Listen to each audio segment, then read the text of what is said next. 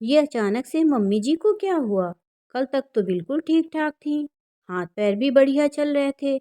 आज अचानक से नया फरमान कैसे जारी कर दिया? 9:30 बज चुके हैं और अब एकदम से मम्मी जी की बात सुनकर उसका माथा ठनका। 10 बजे उसे ऑफिस के लिए निकलना होता है। उसने टाइम से सबके लिए ब्रेकफास्ट रेडी कर दिया था। अब खाना भी उसे ही बनाने को बोला जा रहा है। हो गया, आज तो वो पहुंच चुकी ऑफिस। मूड खराब हो गया था उसका। मुंह बनाकर अपने कमरे में गई तो उसके पति अविनाश ने पूछा, क्या हुआ है? मुंह क्यों बना है तुम्हारा? और तुम अभी तक तैयार भी नहीं हुई हो? आज ऑफिस नहीं जाना है क्या? अमृता गुस्से से बोली, ऑफिस जाऊं या खाना बनाऊं, क्योंकि अचानक से तुम्हारी प्यारी माँ ने खाना बनाने का फरमान जारी कर दिया है। बोला है, बिना खाना बनाए ऑफिस मत जाना। अगर यही बात थी तो रात में ही बता दिया होता। तैयारी तो खाना बनाने की मैं हमेशा रात में ही करके रख देती हूँ।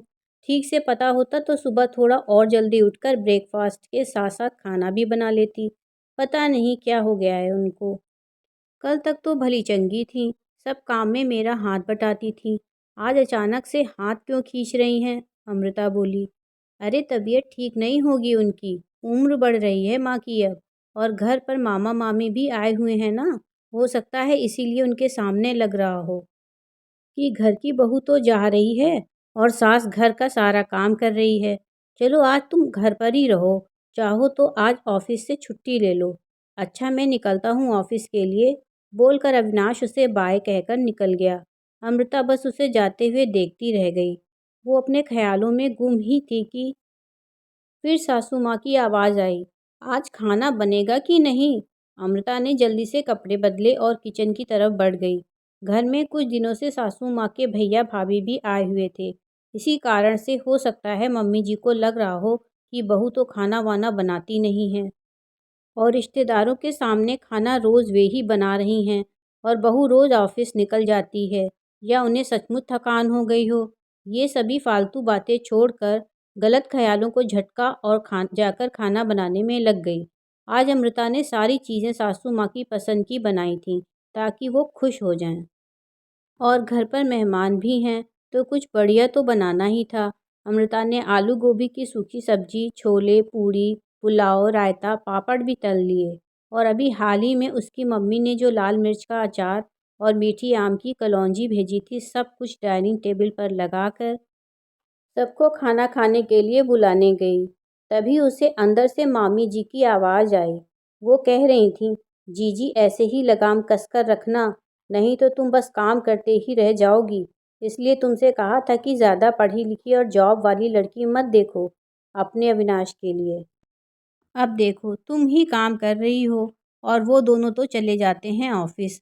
घर तुमको ही संभालना पड़ता है, तो बहू लाने का क्या फ़ायदा? नहीं ऐसा नहीं है भाभी, बेचारी अमृता तो कहती है कि सब काम करके जाऊंगी, नाश्ता बनाकर और खाने की सारी तैयारी करके ही जाती है। मुझे उसके जॉब करने से कोई परेशानी नहीं है। सासू माँ की आवाज़ उसे साफ सुनाई दे रही थी। अरे पर इस उम्र में तो आपको आराम करना चाहिए, मामी जी बोली। ना बाबा, ज़्यादा बैठकर रहूंगी तो और बीमार हो जाऊंगी। हाथ पैर चलते रहेंगे तो जल्दी कोई बीमारी नहीं होगी, सासू माँ ने जवाब दिया। फिर भी जीजी, ये जॉब तो बेकार ही करवा रही हो। मुझे देखो, मेरी 3 बहुएं घर गृहस्थी के काम में लगी रहती हैं। मैं तो अब कुछ भी नहीं करती हूँ। बहुत दिनों तक कर लिया काम, अब आराम करने की बारी है, मामी जी गर्व से बोल रही थी। भाभी, मेरी बहू ने इंजीनियरिंग की डिग्री ली हुई है। अब डिग्री अलमारी में फालतू थोड़े ही पड़ी रहेगी। इससे अच्छा है कि कुछ काम आए। बाहर जाने से बहू भी बाहर की सब बातों की खबर रखती है। घर में रहती तो सिर्फ सास बहू वाले सीरियल ही देखती या फालतू की बातों में मन लगाती और हमारी रोज लड़ाई होती। इससे अच्छा है कि कुछ अच्छा काम कर रही है। मुझे तो अपनी बहू पर गर्व है कि इतनी समझदार और होशियार बहू मिली है मुझे। सासू माँ की बातों को सुनकर अमृता की आंखों में खुशी के आंसू छलक आए। उसके दिल में अपनी सास के लिए प्यार और सम्मान और बढ़ गया। वो सोचने लगी कि कितनी समझदार हैं उसकी सास। आज उन्हीं के आशीर्वाद और सहयोग से ससुराल में इतनी खुशियां हैं। अमृता की सासू माँ खुद पढ़ी लिखी हैं और वो शिक्षा का महत्व समझती हैं। इसी वजह से वो किसी के बहकावे में आने वाली नहीं हैं। वो किचन में वापस लौट गई और वहीं से सबको खाना खाने के लिए आवाज़ लगाई। मम्मी आ जाइए सबको लेकर, खाना तैयार है। खुशी के मारे उसके चेहरे पर एक अजीब सी चमक आ गई थी। मन से सारी गलतफहमी और गुबार हट चुका था। सच ही कहा था पति अविनाश ने, मेरी माँ सबसे निराली और प्यारी है। आज अमृता ने खुद भी मम्मी का मन अच्छे से पढ़ लिया था। सभी लोग डाइनिंग टेबल पर खाना खाने बैठ चुके थे। सासू माँ ने उसे भी बुलाकर अपने पास बिठा लिया और कहा, तुम भी हमारे साथ में खाना खा लो, नहीं तो अकेले में बस ऐसे वैसे ही खाओगी। अमृता को साफ साफ सासू माँ के चेहरे पर उसके लिए ममता दिख रही थी। वो तो बस उन्हें एकटक देखे जा रही थी और अपने को बहुत ही किस्मत वाली समझ रही थी कि उसे कितनी अच्छी सास मिली हैं। ये कहानी हमें ये सीख देती है कि जीवन में शिक्षा बहुत ज़रूरी है। एक शिक्षित व्यक्ति ही दूसरे व्यक्ति की शिक्षा का मूल्य समझ सकता है। मित्रों, कहानी सुनने के लिए दिल से धन्यवाद। अगर आपको मेरी ये कहानी पसंद आई हो तो कृपया मेरे चैनल को सब्सक्राइब करें।